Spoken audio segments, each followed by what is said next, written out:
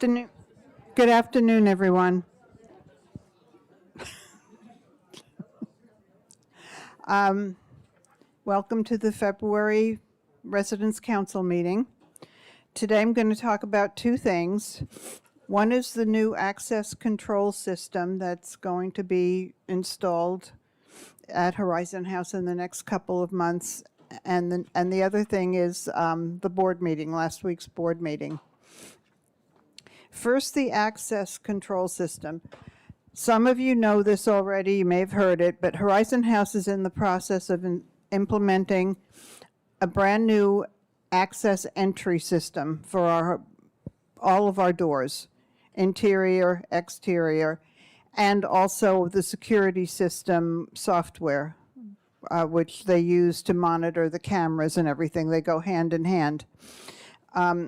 There are two issues driving this project. One is our system is quite obsolete. They're having trouble getting parts. If it fails, it can't be fixed, according to Brian. And also to provide better security, because the system that we have now is very archaic and clunky, and I'm sure all of you remember we had a few intrusions for the last couple of years, and Brian would have to spend, 12 hours going through videos to try to find out who came in where. This new system will allow him to have much quicker access to all of the information.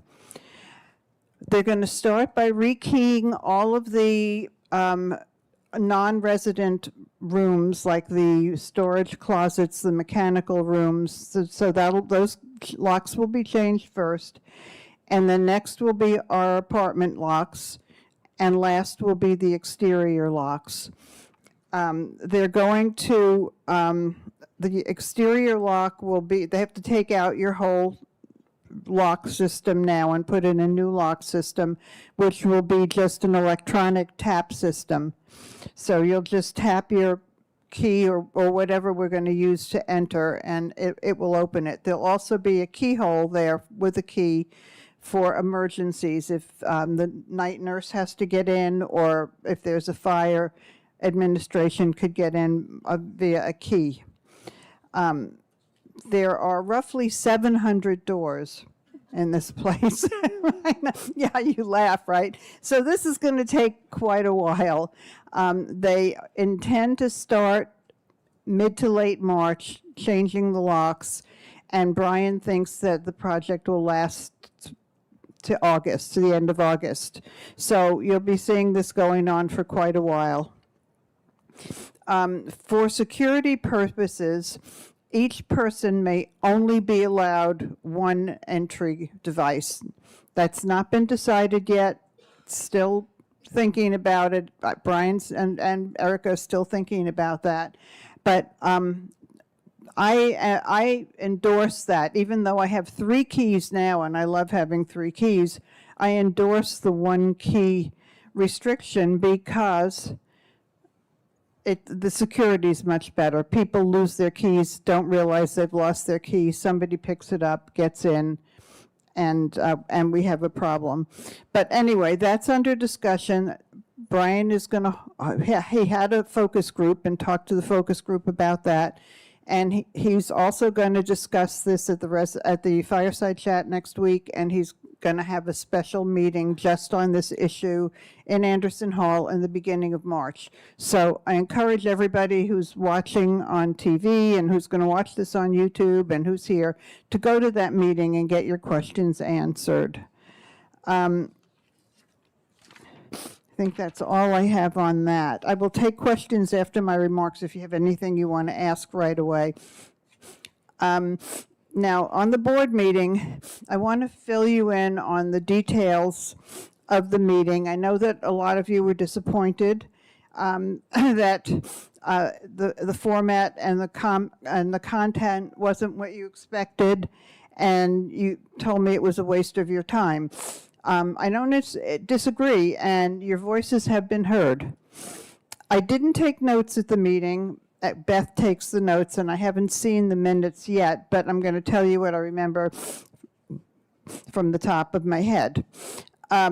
We adopted new conditions of occupancy. Lots of you had been asking about that. How do we determine who comes into independent living?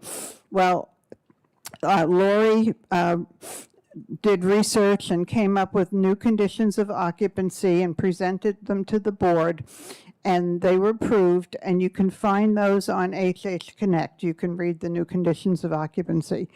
And the way this will work is that sales will assess people informally on the basis of these conditions. It can't be a formal assessment, but it'll be an informal assessment. We didn't talk much about the West Tower at all because some aspects of the tower had to be revised and costs had to be recalculated. So the finance committee, joint finance committee and board meeting was canceled from a few days, that was supposed to take place a few days before the board meeting. So we didn't have that information. They were still working on it. And on the 22nd, we're going to meet, the finance and board are going to meet to see what the resolution was. It involved windows. So we're going to see what that was and the new costs. And on the 26th, the board will meet to vote on whether to continue to proceed. Now, that doesn't mean breaking ground. What that means is that we start getting deposits, reserve deposits of 10% of the entrance fee, and people have to choose the apartment they want, give Horizon House 10%. So if it's a $700,000 entry fee, they have to come up with $70,000 and give it to Horizon House, and $10,000 of that will be non-refundable if they cancel, but not for cause. If somebody passes away, they would get their money back. But if they cancel not for cause, they would lose $10,000. So that would start if the board chooses to proceed. And once we have 70% of the apartments reserved and sold with the money in the bank, we can go out for financing. And so until that happens and all the permits are issued, nothing can happen, right? So there's still a lot to accomplish before the building gets started. So off the top of my head, I'm thinking late 2025 at the earliest. I'm looking at Erica there. 2026, Erica says.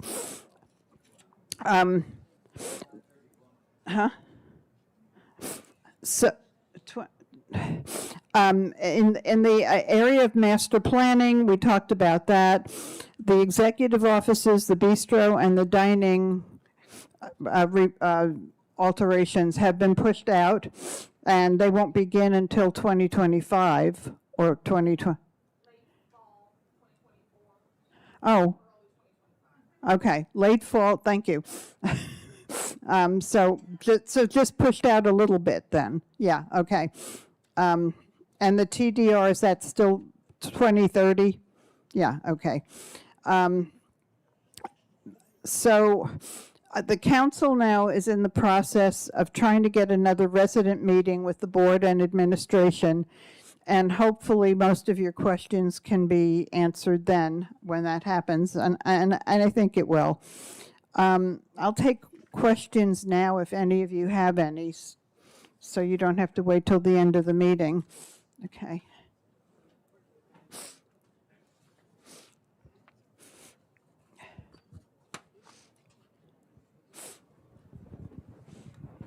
When the new key system is in place and we have a housekeeper coming, will they be able to access our apartments at that point? Some of them cannot. Yes. The way it will work is people were concerned, in the focus group, people were concerned about their kids having access, their housekeepers having access, their neighbors to feed their cats. You can leave permission, there's the two ways it can be done. a key card can be issued, a temporary key card can be issued, and these can be set to expire after a certain number of hours. So you can leave a key card for your housekeeper that expires in 2 or 3 hours, whatever you choose. Your kids can have an app on their phone that has the app. You would tell the desk, I expect my children, can you give them access for this period of time? And that way they'll have access, but then it'll expire. So everybody's access except yours will expire after a certain amount of time. But they can do it. And they can also electronically open your door from the desk. So if you lose your key, you don't need to get a temporary key. They can open it, and then that access will expire within a very short period of time.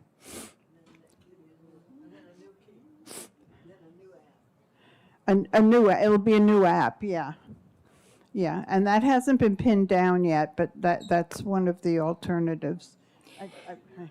Have there been additional security breaches since those first 2 that we were told about last fall?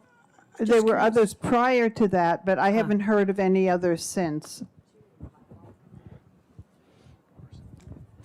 I understand that cell phones, you could get the app on the cell phone as well as on a key card.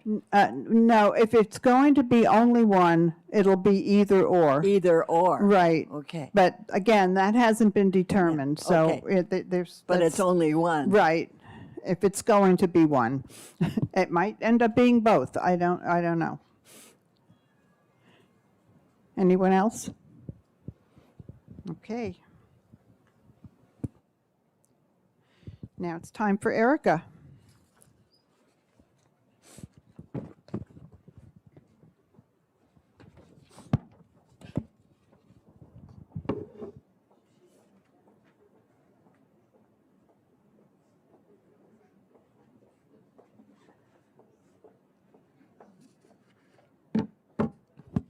All right, thank you. I have to get my timer on today because I've got a lot to share, but I don't want to go over time, so I want to stay on board.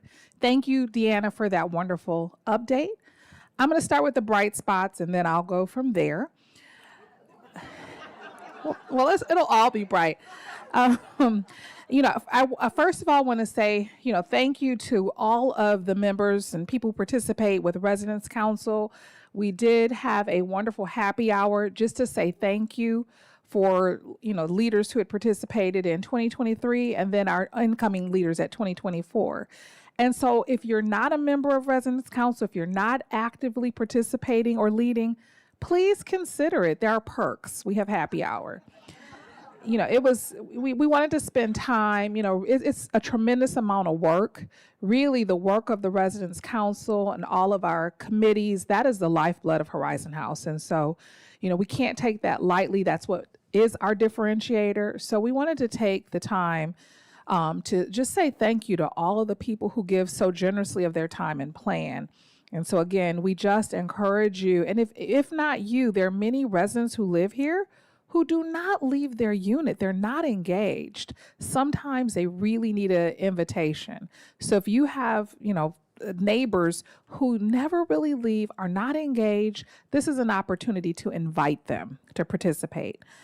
Wanted to let you know, we are, so post-pandemic now, we are doing some things that really are enriching the culture of both, the resident community, but also the leaders here. And so we had a kickoff thank you breakfast for our managers and our directors, but really wanting to say thank you to our manager level team members who do so much, who you engage with all the time.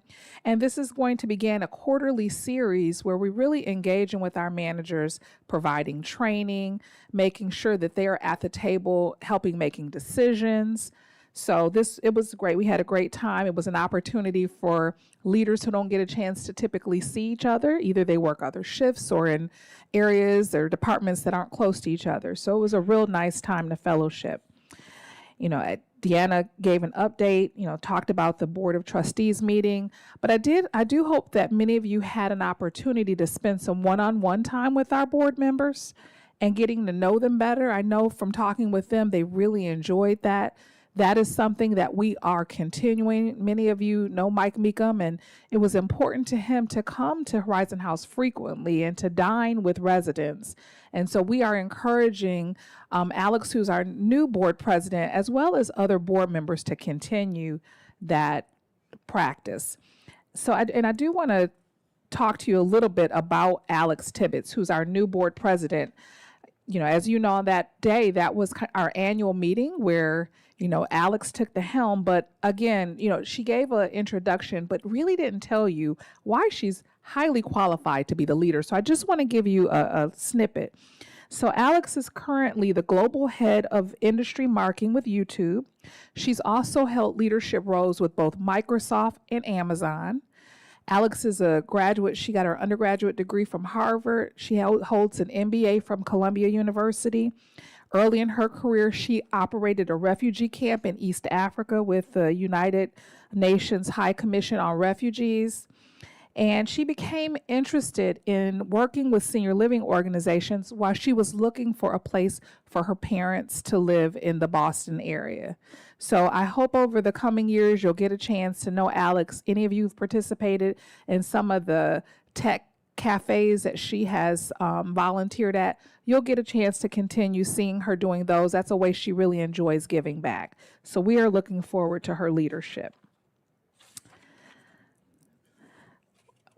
Just a little bit about the West Tower update. Deanna, you did a great job. You want to share, we have residents from West Wing who are, now talking about, they're selecting apartments if they are choosing to move back to the West Tower. They're meeting one-on-one with the sales team, and that was last week and this week, just to discuss their options. There'll be another meeting for other residents later this month for any resident who is seriously interested in moving to the West Tower. We want to give our community kind of a first chance before we open it up to the, big market in April. So if you are serious and this is something you really want to consider, there's going to be a meeting coming up next week or later this month. And we are asking that you RSVP. There's details in the alert on how to RSVP. Sawgrass, who is our development advisory firm for the West Tower, they're going to hold a special meeting on March 20th in the afternoon, and they're going to be doing a financial deep dive. So for all of you who really want to understand, why are they doing this? Like, what's really the financial impact?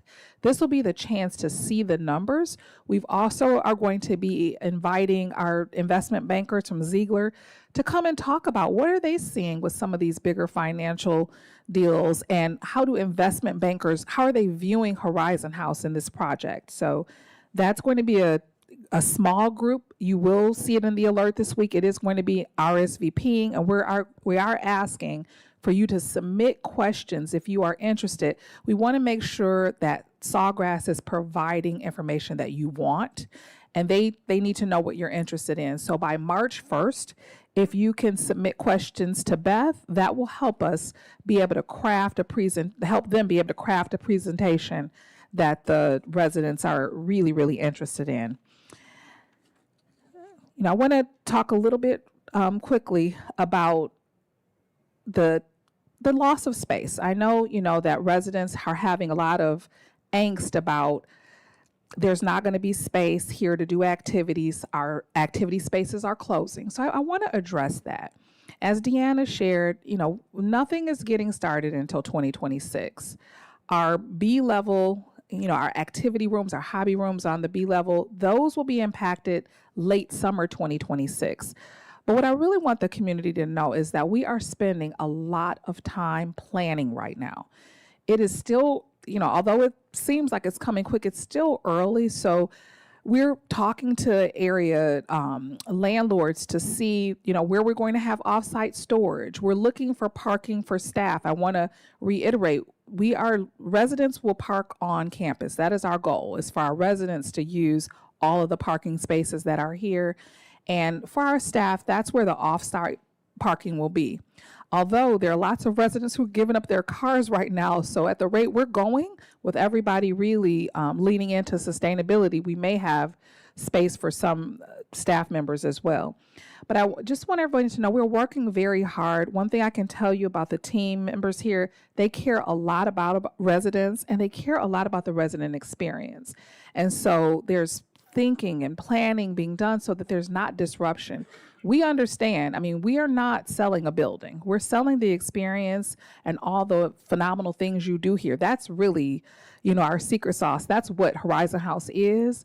And so we don't want disruption with that. So we are planning. And we will not make decisions without residents. We're doing kind of that preliminary work, so we kind of understand the options, but there'll be no decisions made without you.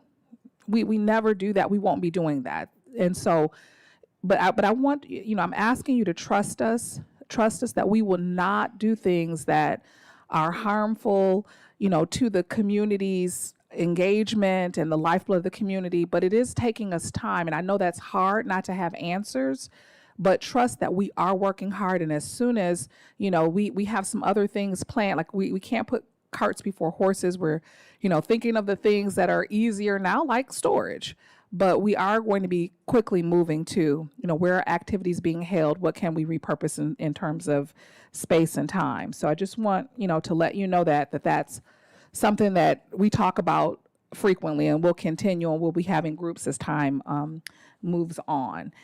And lastly, I just want to make sure people know we are going to be doing marketing, a lot more marketing than we ever have before. We're working with a local company that's going to be marketing Horizon House. But again, as you know, referral is the best way that people know about us. And so we're asking you, tell your friends about Horizon House, invite them to dine here. If you have friends who want to come, to events, invite them. And we're asking the community members, we know we are always short for space, but when people have their friends coming to events, that's really the best way for them to show us how, what the lifestyle of Horizon House is. I'll stay around for questions afterwards, if that's okay. All right, thank you. I'm turning it over to Mary Ann Counts.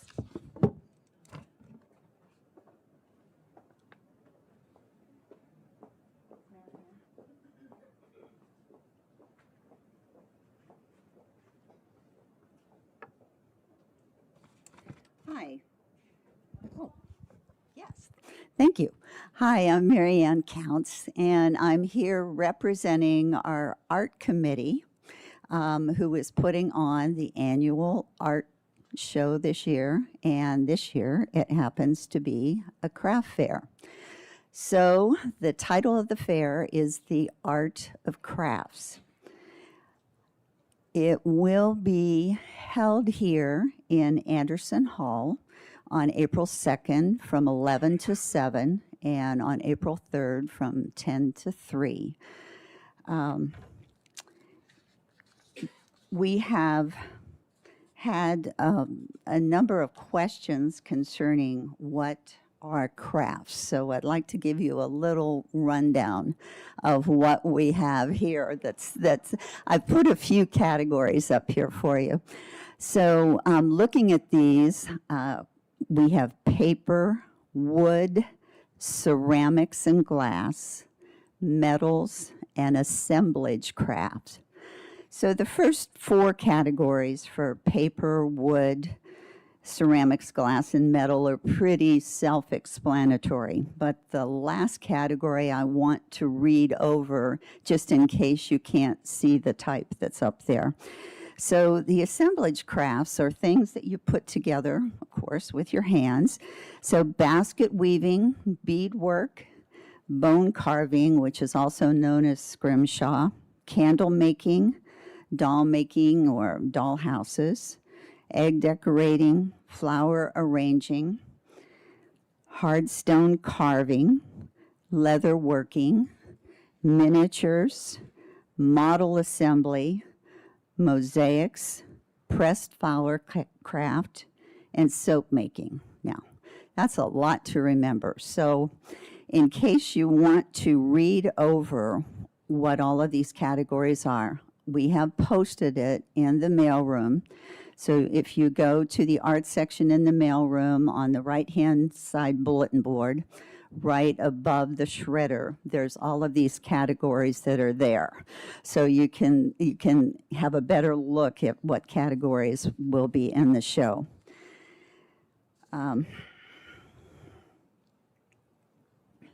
So the show is open to all residents and staff. And I have a little correction here. The entry forms are going to be distributed on February 29th. They'll be in your cubbies in the mailroom with the entry deadline of March 15th. But if you would like a sneak preview of the show to see what's going to be in it, there are 6 to 8 crafters that are going to be exhibiting their work in the West Wing glass cabinet. So they'll be there in March. You'll be able to have a look at those items in the glass cabinet. And what I'd like to do is invite all of you to submit crafts. And if you don't have crafts to submit, please come to the show. I hope you remember the wonderful show we had last year for art, and we're hoping to put a great show on again this year. If you do have questions, my name and my email and my phone number are up there. They're also posted in the mailroom along with the craft category. So we're hoping to see you all at the show. Thank you. Thanks. I'd like to introduce Karen Perret.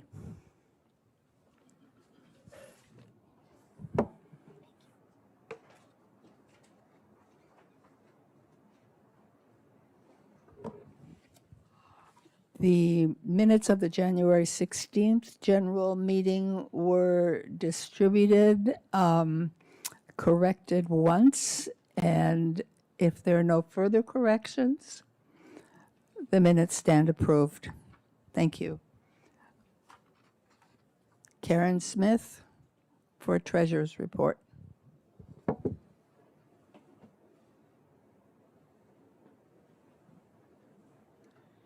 Well, we're off and running in the new year, and January looks great. You look at the Monday market in January, we budgeted for 100,000 for the year. Now, if you do your math, the average for each month would be 8,333, and we had 10,389. So we're off to a great start.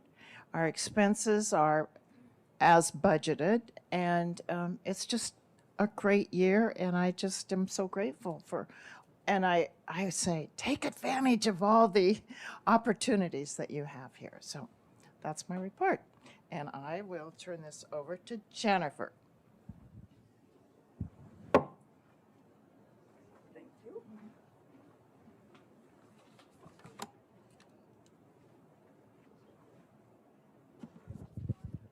Okay, Monday Market Report. The last Monday Market Report to this group was on January 16th. There have been 5 market days since then.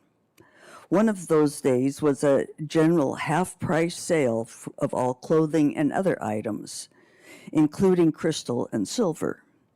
Yesterday was a holiday filled with various resident events and programs happening throughout Horizon House. Market earnings are influenced by many factors, and of course, your support is a major one. The gross deposits for this 5-week period was $11,679.20. The employee purchases amounted to $2,090. And I like to bring that up because I think people don't quite realize how important the employee purchases are to the Monday market. Elizabeth Hoover and I met with the Methuen employees about the updated plans for the new market in the West Wing Tower. It was a productive meeting, and several of our suggested changes were incorporated into their plans. The representatives came down to the market and viewed some of the issues that we identified. I appreciated the insightful comment by one of the women. She said, "This is all very complicated." The new Monday market does not follow a standard blueprint. For example, as now, the entrance is also the exit. The goal is to avoid the traffic jam we now have and achieve an easy flow of people entering or waiting to pay. And where are the new donations deposited? Where are the carts stored? Where are the hold bins located? There are many details to consider that make it very complicated. Next week is clearance, a big clearance. Come and take advantage of the offerings and the low prices. Winter apparel will disappear soon as spring is right around the corner. I want to acknowledge, as many market visitors have, the TLC that Elizabeth has brought to the market. Her design skills are evident in all the displays. Thank you. And now we will have Bill Corison talking about Communications Committee.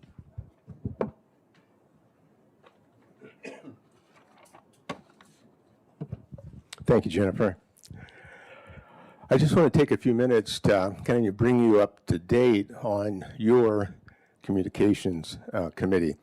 As you may know, we are a Residence Council Liaison Committee, which means that we have a staff member as a member of our committee.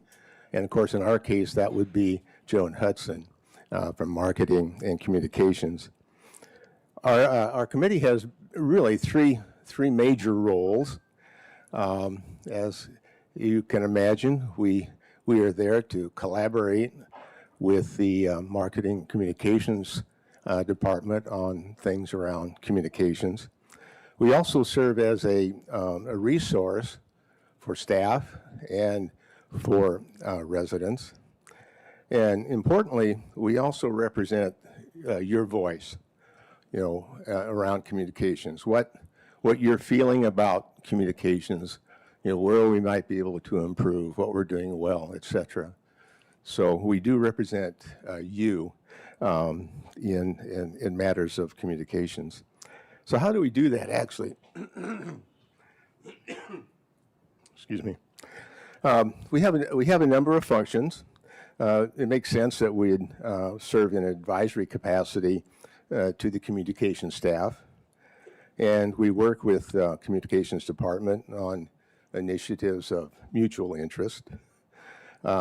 We serve as your resource regarding communications, projects, and different communication channels available to all of us here. We manage the resident bulletin boards and in the mailroom. And not only do we manage the residence boards, there's 3 residence boards. There's the first board is the communications, where you can sort of leave messages back and forth to each other. And then we have 2 panels where you can post items of general interest to everyone at Horizon House. And so we manage those, but we also look at the other boards up there, and we try to work with and advise the staff. I almost said hospital staff. I worked in a hospital for 25 years, and you're either a patient or it's a, anyway, never mind. So anyway, we work with staff departments in the attempt of making their panels as valuable as possible for you. And certainly if you have feedback for us on any of the panels, we really, really do appreciate it. We also produce and post the new resident bios. We work in collaboration with the sales department and with communications. It's a bit of a intricate process. all things have to come together, photos and new resident information. And as part of the whole process, we also interview new residents. And when we interview new residents, we're kind of looking for something other than a resume type information. You know, we're looking for something that sort of humanizes our new residents and helps maybe them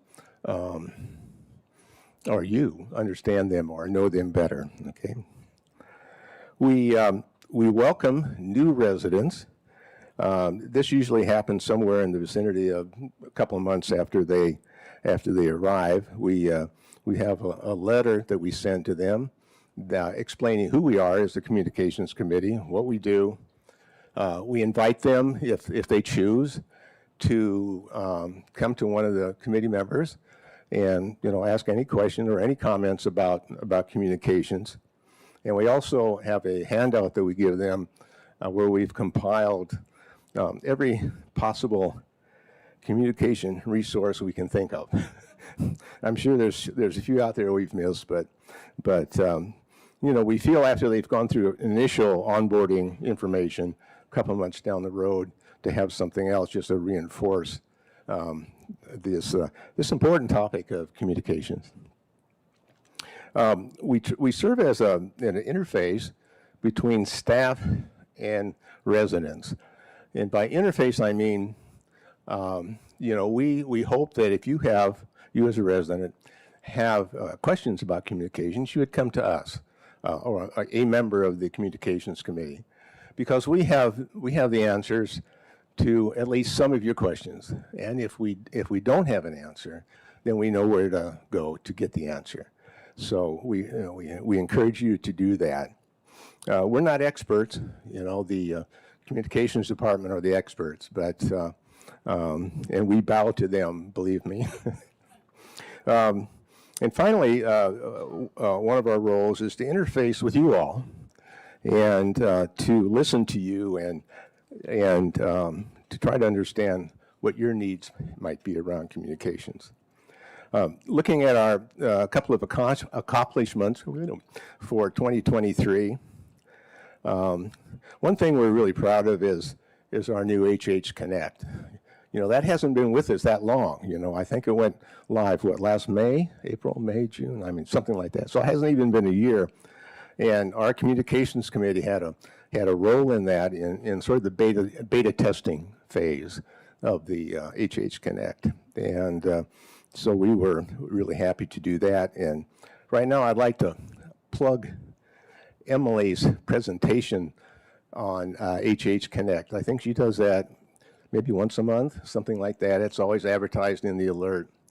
And believe me, if you think you know everything about HH Connect, I'll guarantee you do not. And it's a really, really good presentation, for you to learn what's really there. There's, on face value, there's a lot of information, but there's so much information underneath that it's surprising. So I really encourage you to do that. Another accomplishment for the committee had to do with the mailroom. You've seen a few changes in the mailroom this year. We've tried to make the headings a little bit more professional. We've put more time and energy into looking at postings and trying to make those as valuable as possible for all of you. We've added 2 new areas of information. The first one is assisted living. Prior to maybe 6 months ago, we didn't have any information posted in the mailroom about assisted living. And one of the questions that came up a number of times at our meetings was, we don't know. What do they do over there? And so we worked with the assisted living folks, and I think if you have seen their postings, I think they're quite good, and they just point out, wow, how many things that really are going on over there. Some really neat stuff.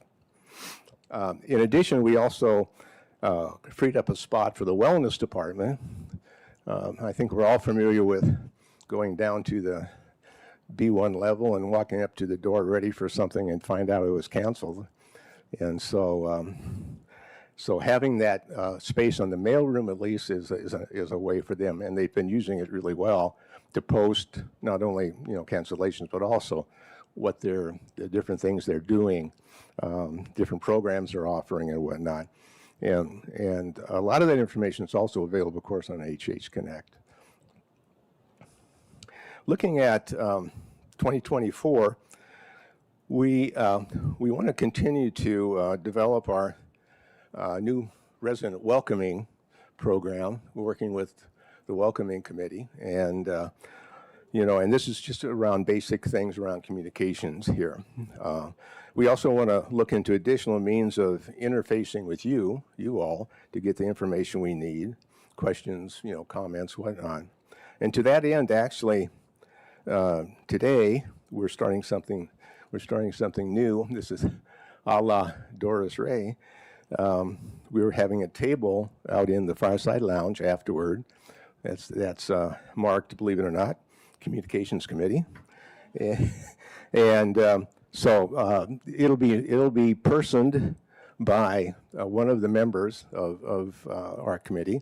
So feel free to come up and ask your questions, make your comments, whatnot.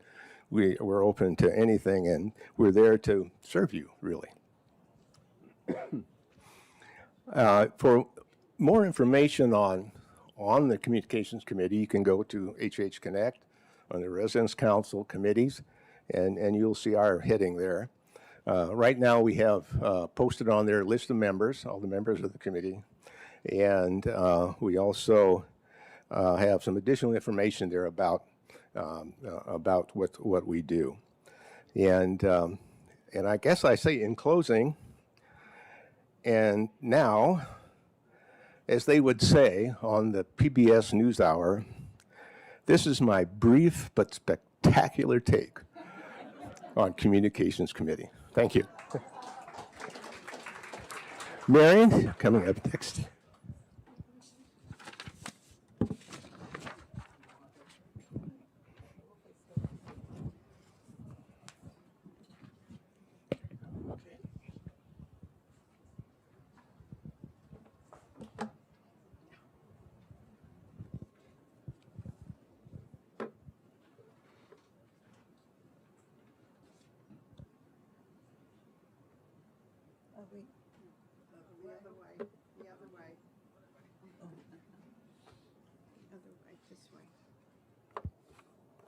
Oh, that one.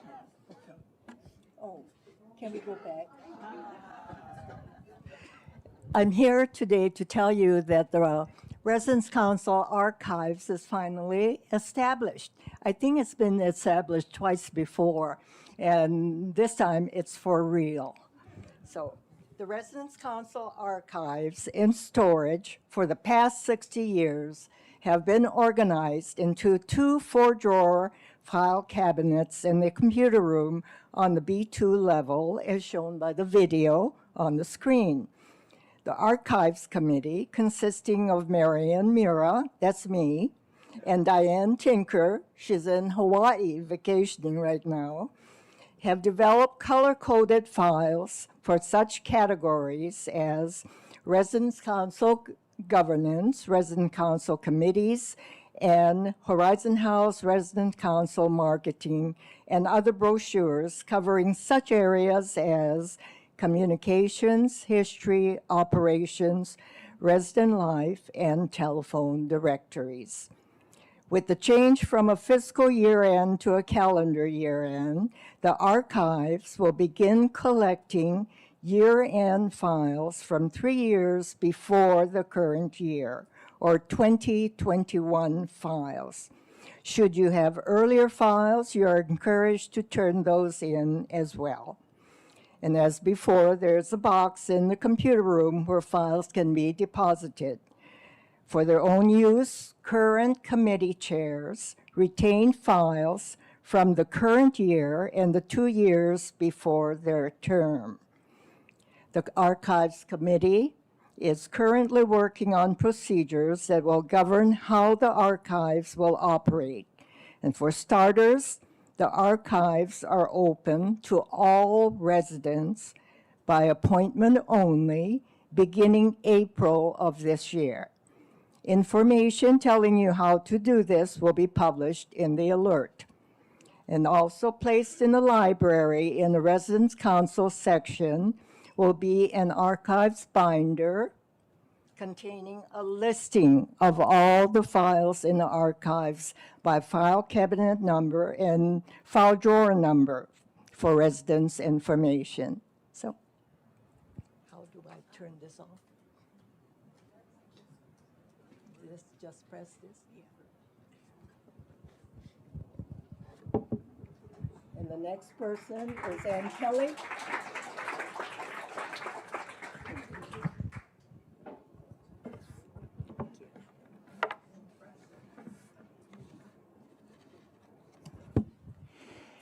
Well, we're down to the point where you get an answer or two for your burning questions.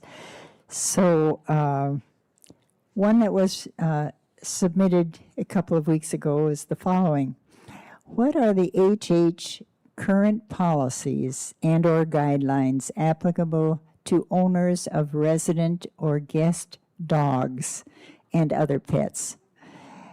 And the answer is, first of all, it's listed in the handbook that you each got as you were admitted to Horizon House, even as far back as, I think we went back to 2012 or something. But there is a current one listed in the mail room on the bulletin board if you're interested in an update. They're also available through the marketing. So it's a fairly lengthy document, which I won't read, other than saying that all residents that have an animal are responsible for the actions of the animal and can be held accountable for property damage or disruptive behavior. So pass that along to your pet. Another question that we got is an interesting one.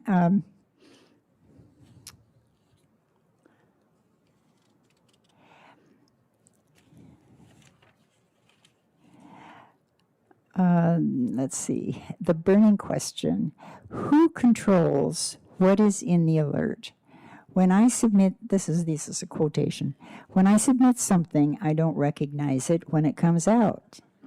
It feels like censorship, end of quote. So Joan gave us an answer, which is makes perfect sense.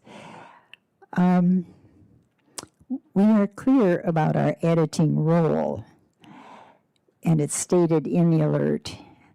The subjections or the submissions are subject to editing for length and clarity. That's very different from censorship. The alert undergoes a round of editing by resident editors, and the final editing is made by the communications department. Common reasons for edits are a submission of over 100 words, and a sentence may need reworking for readability. Very occasionally, Emily has to shorten submissions because in order to add another page, you actually have to add 4 pages because they're folded. So that sometimes accounts for further editing. I will be out in the fireplace room, and I will welcome your questions if you have further burning questions. Thank you. The next one is Deanna again.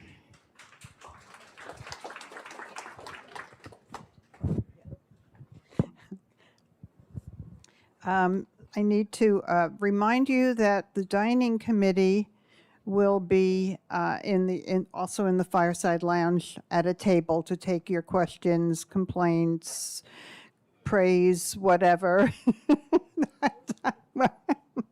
And Eric is still here, and I'm here. So do any of you have questions for either one of us?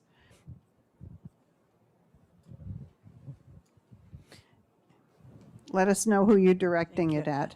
To Miriam, Mira, Can information that is to be submitted to you be submitted online? Because many of our documents are not available necessarily in print form. Committee. Yeah, so we,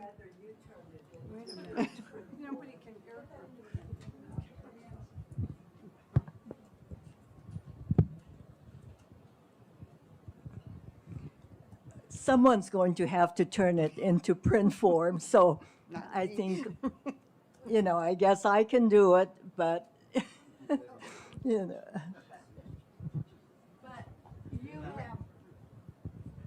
you have access to the residence council information and machines and so on. The rest of us have to work through our own personal machines with ink and paper and all of Well, that. Doris, Yeah. that's all I do. I can't tell you how much paper and ink I go through, but we don't have access to the residence council. That's basically for accounting and for storing files. That's all we use it for at this point. And one of the reasons for that is we don't have anyone who can administer it. It's a PC. Everybody uses a Mac. Nobody knows how to use that computer or what to do with it. If I have to store a file on it, I have to get Alice to come down and help me put it on the drive, because it's quite different from a Mac. So that's why we don't use that for printing documents or anything like that. If I have a big print job to do, I use the resident services office. And that's possible. You can do that. You can put your files on a flash drive and bring them to the resident services office. Anybody else? Okay. I needed clarification. You said fireside chat next week. I think it's this week. Oh, is it? Yes. Oh, that's a short month, right? Okay. This is a short month. Okay, thank And if you. she's got great information to get to us, we better all know that we better be back in here on Thank Friday. you. Thank you.